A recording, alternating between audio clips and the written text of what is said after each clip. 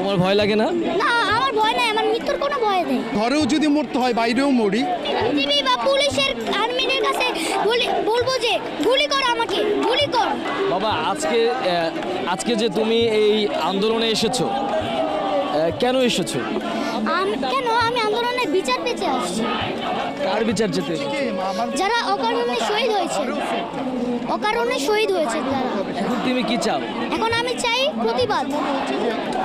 সে কিন্তু একটা মিথ্যা কথা বলেছিল।